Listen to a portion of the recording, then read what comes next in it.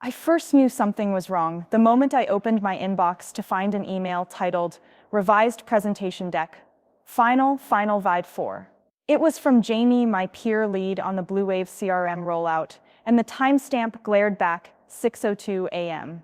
I blinked at the screen, heart thumping. Our department's big meeting to present our $5.8 million implementation plan to Catherine Ellis, VP of Operations at Blue Wave Healthcare, was in 3 hours. Jamie, Priya, Marcus, and every one of them had emailed their final edits at the crack of dawn. I sipped my coffee as the rain pattered against my window.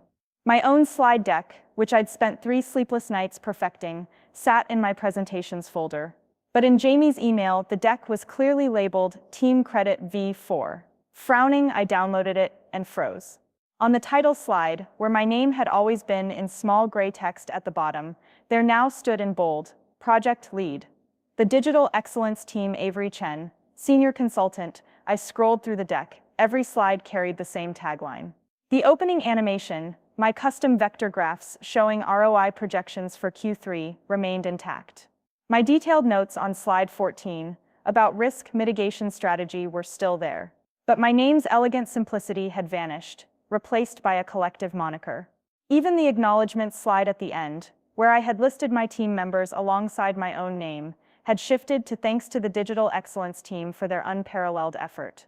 My pulse hammered, I closed my eyes, and tried to remember the hours leading up to today. 3 months earlier, I'd pitched the Blue Wave CRM overhaul at our internal kickoff. Sitting around the walnut conference table, arms crossed beneath stern gazes, I'd presented a roadmap, Phase 1, requirements gathering and prototype, 6 weeks. Phase 2, customizations, 8 weeks.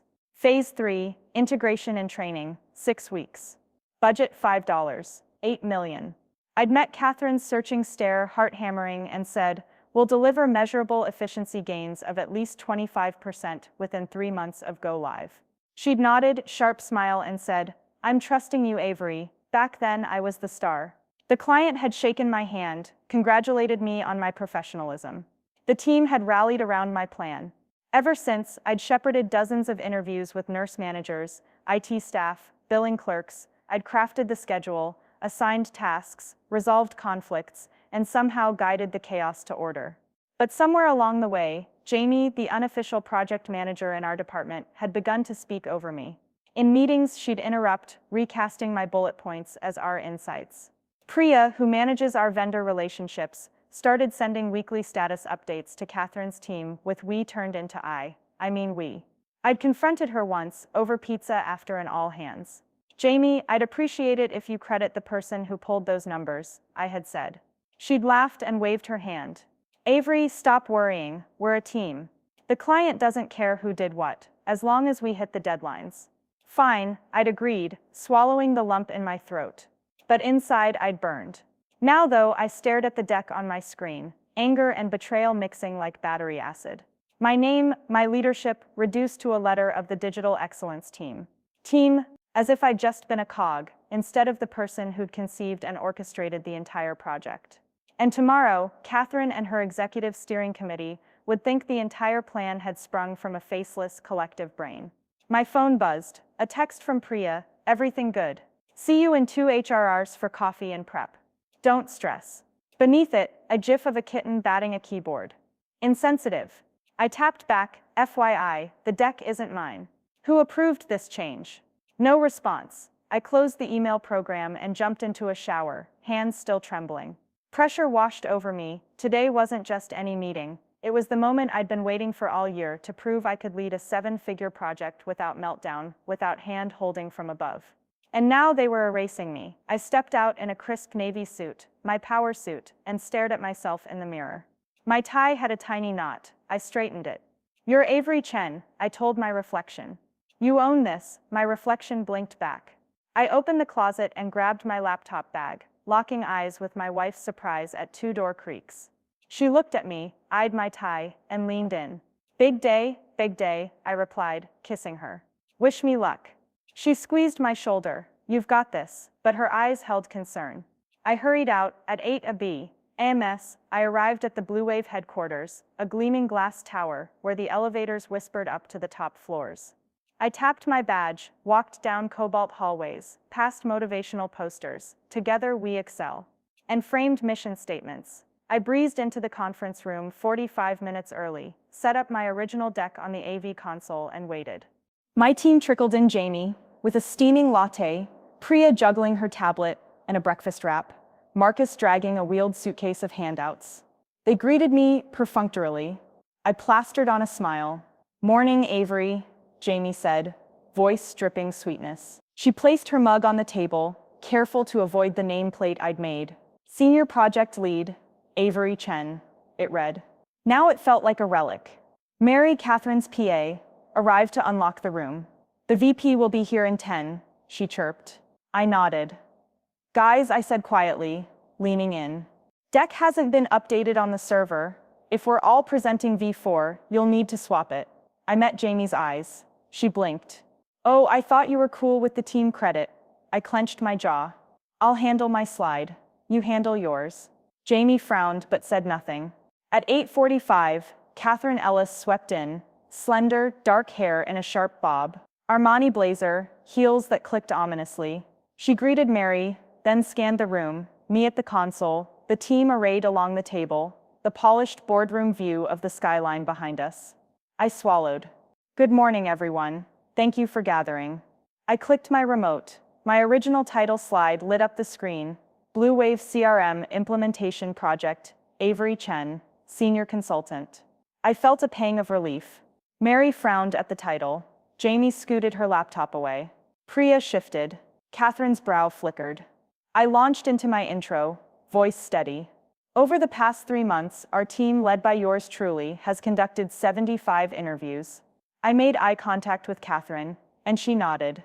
She didn't notice the nod from Jamie or the half smile from Priya. 15 minutes in, we hit a snag, an intense piece of Q&A about integration with legacy billing. Catherine asked for specifics. "You mentioned we could go live within 6 weeks of sign-off. What's the buffer for unexpected API failures on the legacy platform?" Jamie, leaning forward, spoke up. "We've built a dual-feed fallback." Avery did the heavy lifting on the contingency script. I felt my scalp prickle. Priya's head whipped to Jamie. "Jamie, thank you." I prepared a detailed breakdown on slide 14. Jamie paused, then gave me a mocking half grin. "Oh, Avery's so humble. Why don't you walk us through it?" I swallowed. The room held its breath. Avoiding conflict was never my style. I launched into the breakdown, showing the code snippet, the exact rollback triggers. Catherine scribbled notes, impressed. I felt the room reconnect to me, the architect who'd mapped this labyrinth. By 11 appeared. Me in. The formal presentation was over. We moved to the negotiation phase. Contract details, payment terms, change control process. Catherine's tone was pragmatic. "I appreciate the transparency, Avery. When can we schedule the pilot?" I gathered my binder. "As soon as we finalize the UAT environment. I'll send the script by Friday." She nodded, then smiled. "Excellent. I think this is going to transform our operations." She turned to Jamie. "Thanks to all of you, however you name yourselves. This has been a great partnership." Her gaze passed over me for a moment. Then she extended her hand to Mari for the handshake line. The team members rose to claim credit, smiling broadly. I stayed rooted, arms trembling at my sides. Catherine shook hands with Jamie, Priya, Marcus. Then she looked down at her notes. "One more thing," she said, voice crisp. The room stilled. "Will Avery Chen be signing the final contract document?" "I want his signature. There's something about knowing the project lead stands behind the work." A soft gasp circled the table. Marcus blinked. Priya's jaw dropped. Jamie's face went pale. I opened my mouth. The entire meeting froze in that heartbeat. Me, the real project lead, finally at the center. All eyes snapped to me. Client, colleagues, Catherine's PA hovering with a contract folder, and I realized this moment was all I needed. "Of course," I said, voice clear. I stood, squared my shoulders. "I'm honored to sign," my heart thundered. As Mari slid the contract across the mahogany, Catherine's eyes sparked. Relief, vindication, respect. The team sat back, rehearsed smiles slipping as they realized the jig was up. I picked up the pen. Never had a signature felt so powerful. As I signed my name, Avery Chen on the dotted line. A new chapter began, and as the ink settled, that's when I knew the real work was just starting. The room held its breath as my pen scratched my name against the pristine white paper. Avery Chen. In that moment, I felt a surge of something I hadn't known in months: vindication. Catherine Ellis let out the smallest exhale, and the boardroom's tension dissolved in a ripple of relief and awkward silence.